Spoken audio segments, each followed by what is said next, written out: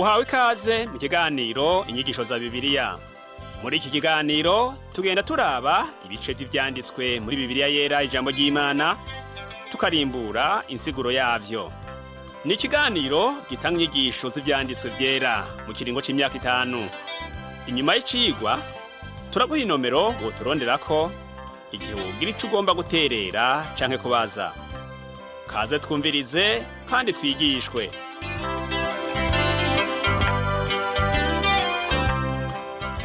Nshuti nawe mugenzi, mukunzi w'icigwa cacu c'inyigisho za Bibiliya, ndakuramukije amahoro y'umwami wacu Yesu Kristo abane nawe.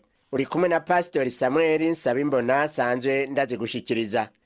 Mu cigwa giheruka twarumvise ingene Abisirayeli babwiwe kwirinda uburyo bwose ngo ntibiyanduze. Bategerezwa gusangangura ahantu hose abari muri ico gihugu bari bagiye kwinjiramwo basengera ibigirwamana.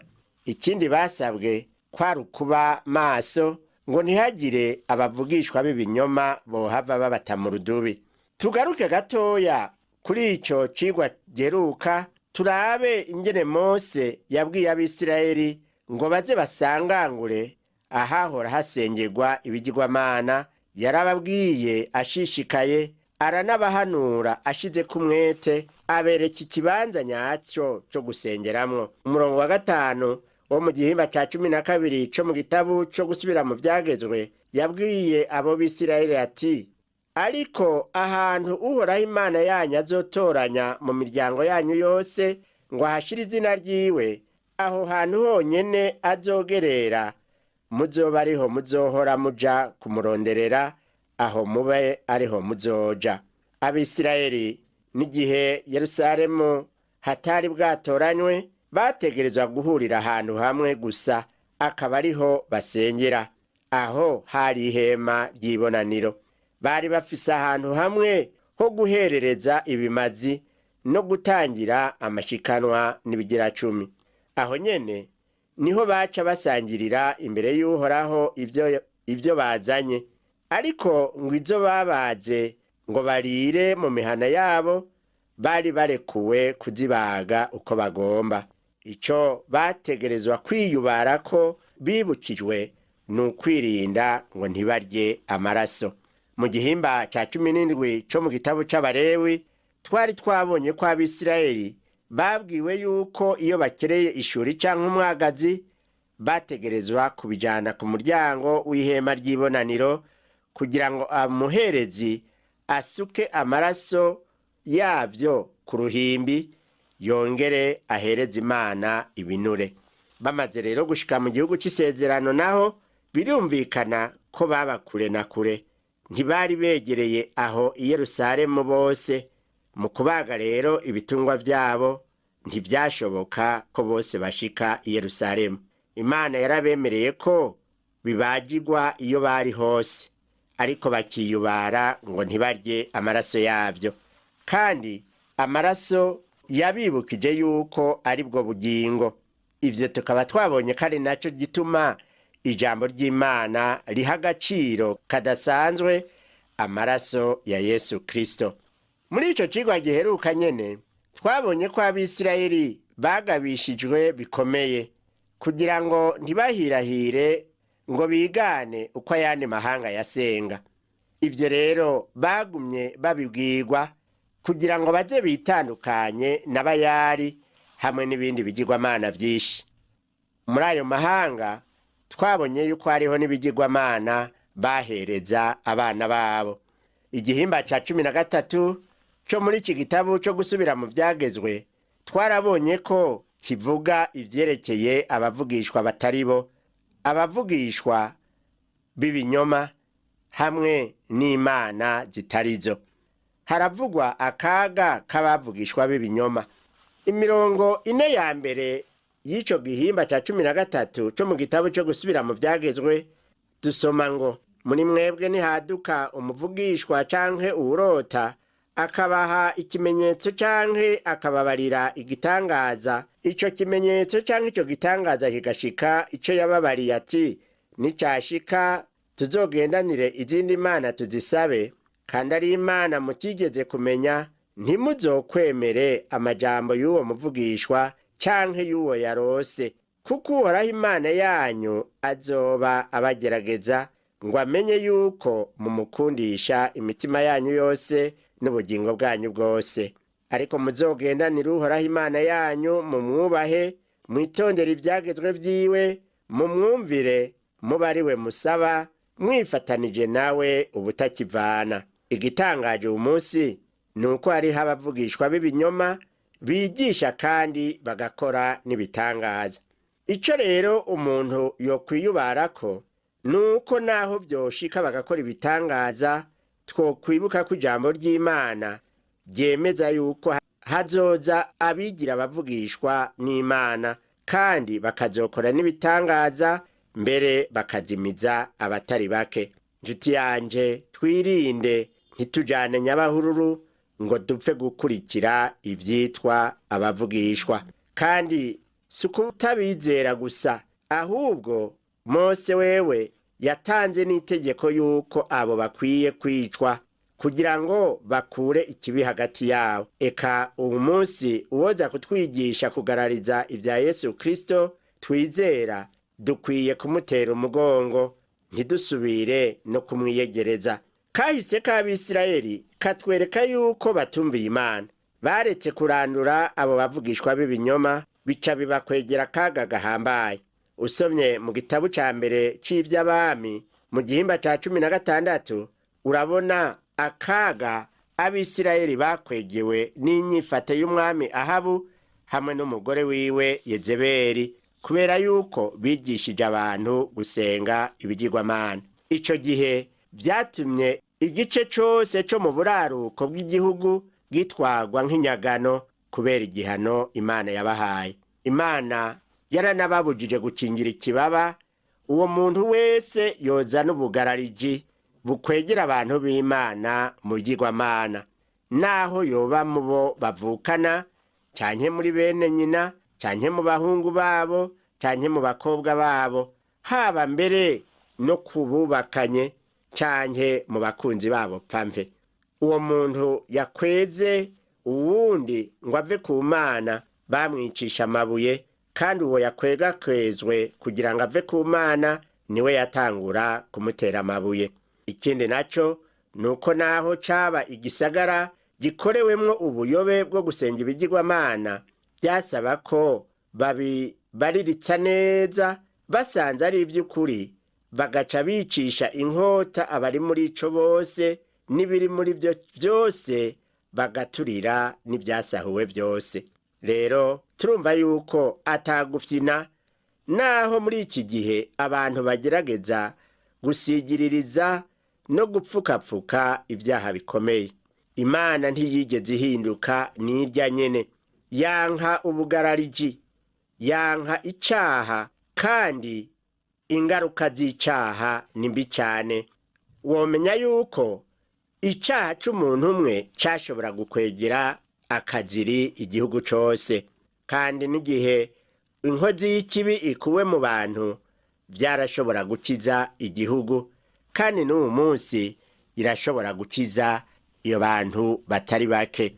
Nico gituma twibukijwe yuko abajejwe kubahiriza amategeko n'abajejwe ubutungane bokurikiza amategeko, inkozi z'ikibi zikabihanirwa, intungane nazo zikubahirizwa.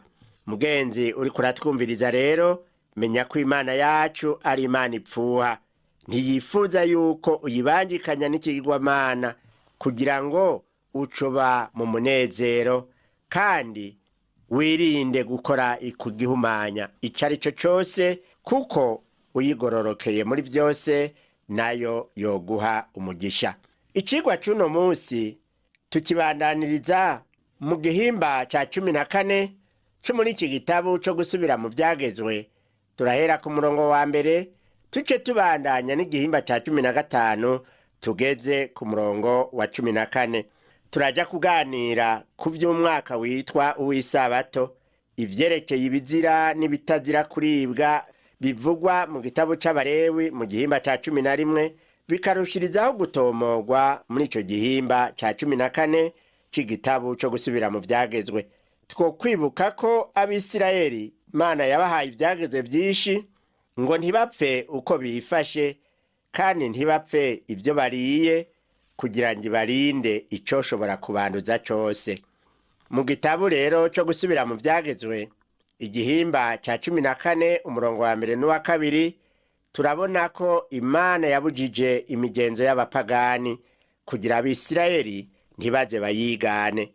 Havuga ngo mwebwe muri abana b'Uhoraho Imana yanyu, ntimukikebagure ku mibiri yanyu canke ngo mwiharanguze ibimwerere mu bitwariro kubwo wapfuye, kuko muri hanga ryera ryarobanuriwe Uhoraho Imana yanyu, kandi Uhoraho akaba yarabitoranirije mu mahanga yose yo mw'isi kubihanga yiharije. Hariho n'uwu munsi ubwoko bumwe bumwe hirya no hino mw'isi usanga bikebagura ku mibiri kubera ibintazi bizera. Abantu b'Imana dutegerezwa kureka ivyo bintazi byose tukaguma twejejwe. Turabe mu mirongo ikurikira twumve ibizira kuribwa n'ibitaribwa. Ibintu Imana yababujije kurya ni ibintu bisanzwe ari bibi vy'umwanda kandi bishobora no gutuma bagwara. Imana rero yabibabujije ku neza yabo, atari kubw'idini gusa. Mu myaka iheze hari indwara ruhonyanganda yadutse mu bihugu vy'i Buraya, abantu benshi baratikira, ariko abayuda aho bari ntihagira ico baba. Mbere harabaciye batangura guta umwikomo ku bayuda ngo boba ari bo batumye ico cago caduka. Bibagira ko abayuda bo hari vyinshi batarya. Muri iki gihe ivyo kurya vyaragwiriye kandi nta vyagezwe bidasanzwe Imana iduha ku vyo kurya. Reka rero tubanze dusome ku murongo wa 3 tugeze ku wa 6 muri ico gihimba ca 14. Haravuga ngo ntimuzorye ikintu na kimwe kizira. Ibi nivyo mwemererwa kurya mu bigenda: inka, intama, impene, impongo, ingeregere, ifumberi, impene y'inyeshamba, inzobe, imbogo n'intama y'inyeshamba. Mu bigenda igifise inzara cyose ziri n'umwanya hagati kikagira inzara kubiri kigatako kikuza, ico nico mwemererwa kurya mu bigenda. Ivyo rero byari bikoko bitandukanye abisirayeli bashobora kurya. Hariho ibimenyetso bibiri biranga ibikoko bitanduye. Ivyo bimenyetso birafise ico bitwigisha mu buryo bw'impwemu. Ubwa mbere, igikoko caba gifise inzara zibiri n'umwanya hagati. Ico gikoko gishobora kuba ikimenyetso cerekana ko abizera bategerezwa gutandukanya ikibi n'iciza. Ubwa kabiri, ibikoko bitanduye biruza. Ivyo bikatwigisha yuko dukwiye kugira umwanya wo guhekenyera ijambo ry'Imana. Dukwiye kurinezerererwa nk'uko vyanditswe muri Zaburi ya 1 umurongo wa 2. Havuga ngo ariko ibimuhimbara biri mu vyagezwe vy'Uhoraho, kandi ivyagezwe vyiwe nivyashira ku mutima ku murango no mw'ijoro. Umurongo wa 1 w'iyo Zaburi uvuga ko uwo muntu ari we ahiriwe. Kwiyumvira ku ijambo ry'Imana no kurisubiramwo, uko niko kuryuza. Ibikoko bikwije ivyo bintu bibiri nivyo vyitwa ibitanduye, ari vyo bari bemerewe kurya. Turabe ibitanduye mu biba mu mazi. Ku murongo w'9 no ku w'10 havuga ngo ibi nivyo mwemererwa kurya mu biba mu mazi vyose: ibifise amababa n'ibigaragamba, ivyo nivyo mwemererwa kurya. Ibidafise amababa n'ibigaragamba ntimuzobirye, n'umuziro kuri mwebwe. Ivyerekeye inyoni zemewe kuribwa n'izitari zemewe tubisoma ku mirongo ya 11 n'uwa 12. Havuga ngo ibisiga n'inyoni vyose bidahumanye muremerewe kubirya, ariko ibi hakurikijwe amoko yavyo: inkona, itarangabo, igisapfu. Urutonde rw'inyoni n'ibisiga batari bemerewe kurya rurashishikara guhera ku murongo wa 12 rukabandanya kugeza ku murongo wa 19. Iki gihimba ca 14 kirangizwa n'ivyagezwe bivuga ivy'ica 10. Ku murongo wa 22 n'uwa 23 havuga ngo ntimuzobure gutanga ica 10 co mu vyo mwejeje ku mbuto mwateye uko imirima yanyu izokwera uko umwaka uheze. Ica 10 c'ingano zanyu, ic'umuvinyu wanyu, ic'amavuta ya elayo yanyu, ivyavutse ubwa mbere mu masho yanyu, n'ivyo mu mikuku yanyu, muzobirire imbere y'Uhoraho Imana yanyu, ahantu azoba yaratoranije ngo ahashire izina ryiwe, kugira ngo mwige kubaha Uhoraho Imana yanyu ibihe byose. Imana yari yarabasezeraniye ko nibayikorera izobatungisha. Muri ubwo butunzi nabwo rero bategerezwa kwitwararika gutanga ica 10. Ico ca 10 bakirira imbere y'Imana, bagasangirira hamwe. Ibyo badashoboye gutwara mu ca 10 baca babigurisha bagatwara amahera.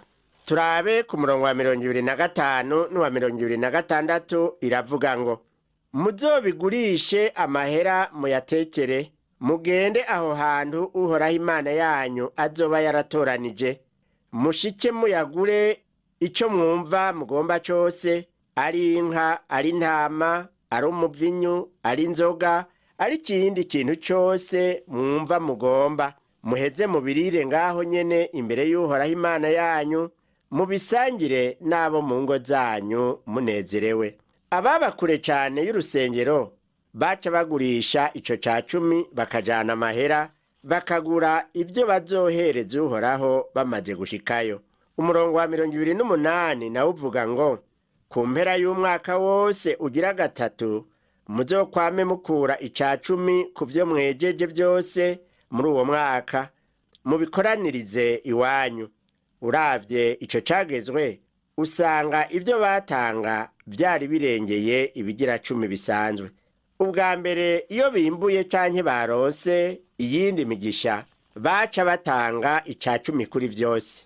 Ica 10 cafasha Abalewi, bo bari baritanze kubw'ibikorwa vy'Imana gusa. Umurongo wa 29 uvuga ngo, kugira ngo Abalewi kuko badafise umugabane canke itongo muri mwebwe, inyambukira, imfuvyi n'abapfakazi babi wanyu, babone kuza barye bahage, kugira ngo Uhoraho Imana yanyu abahezagire mu bikorwa mukora byose. Imana rero mugenzi iritwarerika abakozi bayo, kandi ntiyibagira n'abatishoboye. Dushishikare n'igihimba ca 15 c'iki gitabo cyo gusubira mu byagezwe, aho tubona vyinshi vyerekana ingene Imana yitaho abo batishoboye.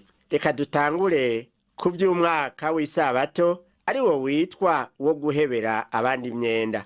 Umwaka w'isabato wahimbazwa uko haheze imyaka 7. Uwo mwaka ngo wari uwo guheberanira imyenda. Ku murongo wa mbere n'uwa kabiri w'igihimba ca 15 muri iki gitabo cyo gusubira mu byagezwe, haravuga ngo, uko umwaka ugira 7 wose uheze muzokwame muheberanira. Uburyo bwo guheberanira buzogende butya: uzoba yaririwe umwenda wese azowuhebere mugenzi we yawumuririye, ntazowishuze mugenzi we canke uw'iwabo, kuko uko guheberanira Uhoraho yashinze kuzoba kwatangajwe. Imana yari yaramaze kubabwira yuko uko umwaka ugira 7 utashe, n'isi izoruhuka ntirimwe. Nta wafata ingurane canke ngo yemere ingwati irenze imyaka 7. Uwo mwaka ugira 7 ugeze, imyenda yose yabihanaguwe. Imana ntiyagomba ko haba abaguma bashumbiye abandi. Ntiyagomba ko hoba abafise ubutunzi burenze urugero, abandi nabo bari mu bworo burenze urugero. Reka twumve ico babwiwe ku murongo wa 3 ngo, mushobora kwishuza umunyamahanga, ariko ico umuntu yoba afitiwe n'uwiwabo azokimuhebere. Ibyo babikurikije bari gusanga atabakene ruhebwa babayeho, nk'uko Imana yabiberetse kuri uwo murongo ugira 4. Uravuga ngo, ariko nta bakene bazoba muri mwebwe, kuko Uhoraho Imana yanyu atazobura kubahera umugisha mu gihugu yabahaye, kuba itongo ryanyu ngo mucegukire. Mu bihugu vyinshi usanga bamwe baratunze kugezaho bataba bakimenya n'ivyabo, abandi nabo iruhande yabo ari aboro ruhebwa. Ivyo nta kindi biva ko atari icaha c'ubugunge n'ukwikunda. hamwe abantu bokurikiza ico cagezwe twabonye ngo nta mworo yohaba, niko ijambo ry'Imana ribivuga. Abantu baragerageza gushinga intwaro bita rusange, ariko bikananirana kubera ko imitima itaba yahindutse. Ibinyoma n'ibiturire bitavuyeho, nta ntwaro yoshobora gutunganiriza abantu bikwiye. Ariko rero aha tumenye ko intwaro atari zombi, abantu nibo babi. Imana yagomba ko bose bamererwa neza. Yarababwiye yuko bayubashe bakitondera ivyo vyagezwe nk'uko yabibahaye, bazogira imigisha y'umurengera. Turasoma ku murongo wa 6 ngo Uhoraho Imana yanyu azobaha umugisha nk'uko yabasezeraniye. Amahanga menshi azoza kubagurana, ariko mweho ntimuzoja kuyagurana. Kandi muzotwara amahanga menshi, ariko yo ntazobatwara. Ibyo kugurana amahanga menshi vyaramaze kuboneka, kuko hirya no hino Abayuda bagiye bacika abatunzi bo kuduza n'ubutunzi bw'abandi. Ariko ibyo gutwara yandi mahanga ntibirashika, kuko Abisirayeli ntibumviye amabwirizwa y'Uhoraho. Umurongo w'indwi n'umunani habandanya kuvuga ngo muri mwebwe nihagira ahazoba umukene mubi wanyu mu gisagara cyanyu cyose cyo mu gihugu Uhoraho Imana yanyu agiye kubaha, ntimuzogire imitima yiyumanganya uwo mukene w'iwanyu, canke ngo mupfunye amaboko kuco mumuha. Ariko ntimuzobure kumugororera ukuboko ngo mumugurane ibimumara ubukene bw'ico akeneye. Iryo ni ryo jambo rikomeye Imana yaryigishije Abisirayeli ngo biteho bene wabo. None wewe uwo munsi inshuti yanje, Imana yigishije Abisirayeli kwitaho bene wabo, none n'uwo munsi baracabihembera. Nico gituma n'ubu mu gihugu ca Isirayeli arico ca mbere kw'isi kironka imfashanyo zo hanze. Abayuda bari hirya no hino mw'isi nibo barungika amamiliyoni n'amamiliyoni y'amadolari, kandi n'abakristo niko uwo munsi bigishwa gukundana no gufashanya, naho umengo kuri benshi bica inyuma y'amatwi. Ku murongo wa 9 Abisirayeli baragabishijwe ngo ntibazokwitwaze icagezwe c'umwaka w'isabato ngo bareke gufashanya. Uwo murongo w'9 uvuga ngo muzokwirinde mu mitima yanyu ntihazoze iciyumviro kibi ngo muvuge muti wa mwaka ugira indwi wo guheberanira uri hafi, bigatuma mwirengagiza uwo mukene w'iwanyu mukanka kugira ico mumuha, nawe akazohava atakambira Uhoraho abarega mukishirako icaha. Imana yagomba ko baguma bafashanya bataravye iyo myaka ahigeze. Umurongo w'10 n'uwa 11 naho havuga ngo ntimuzobure kumuha, kandi nimwamuha ntibizoba babaze, kuko ivyo bizotuma Uhoraho Imana yanyu abaha umugisha mu bikorwa vyanyu vyose no kuco muzoba mukoze cose, kuko abakene ataho bazobura kubaho mu gihugu. Nico gitumye ndababarira nti ntimuzobure kugororera ukuboko umukene w'umworo wo mubi wanyu muri mu gihugu canyu. Imana yari yamaze kubabwira ko nibayumvira atamukene azoba iwabo, ariko kubera ko yarize imitima yabo iravuga iti abakene ntaho bazobura kubaho, ubworo buzokwamaho kubera imitima mibi y'abantu. Abanebwe bazonebwa bibatera ubworo, abatunzi nabo bazoshishikara gutunga banke gufasha boro. Ukumvira ijambo ry'Imana niko gutuma haba urukundo no gufashanya ataburyarya.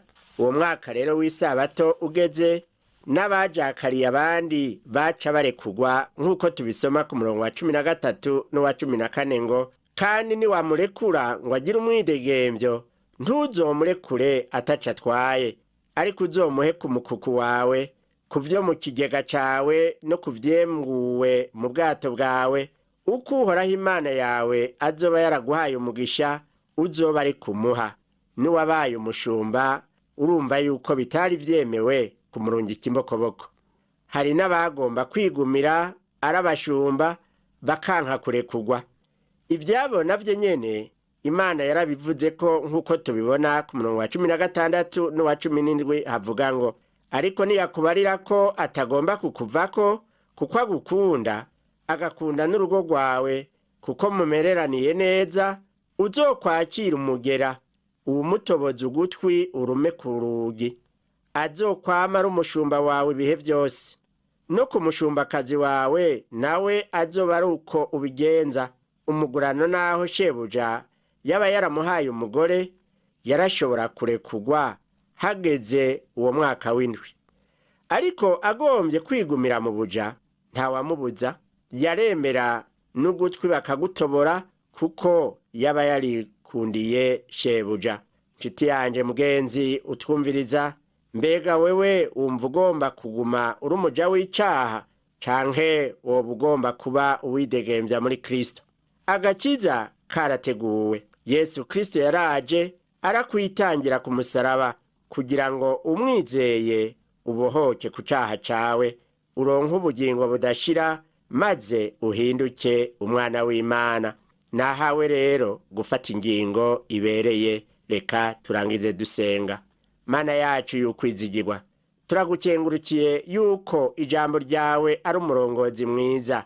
Wararirongoje Abisirayeli kugira ngo baze bakore ibiguhimbara, kandi iryo jambo ryawe niryo ryerekana Yesu Kristo nk'ushobora kudukura mu buja bw'icaha. Ndasengeye rero umuntu yakurikiye kino cigwa akaba yiyumvise ko akiri umuja w'icaha ariko agomba kubohoka.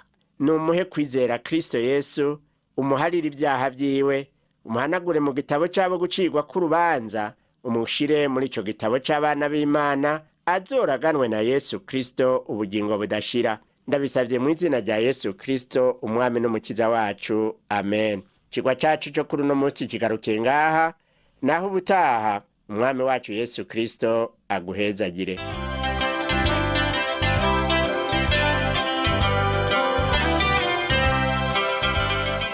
Wakoze kumviriza icigwa c'ijambo ry'Imana c'uyu munsi. Ushobora kumviriza n'ibindi biganiro by'inyigisho za Bibiliya canke ukabikwega kuri uru rubuga rwa interinete rukurikira: http utuburungu tubiri uturongo tubiri duhengetse ttb akaburungu twr.org.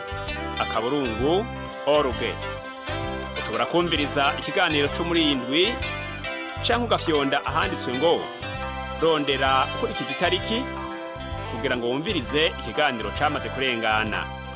Ushobora no gufyonda ahanditswe ngo rondera ukurikije ibyanditswe kugira ngo wumve ibiri muri ico gice cy'ibyanditswe byera ugomba. Ufite ico wunganira canke ubaza, twandikire. Email ni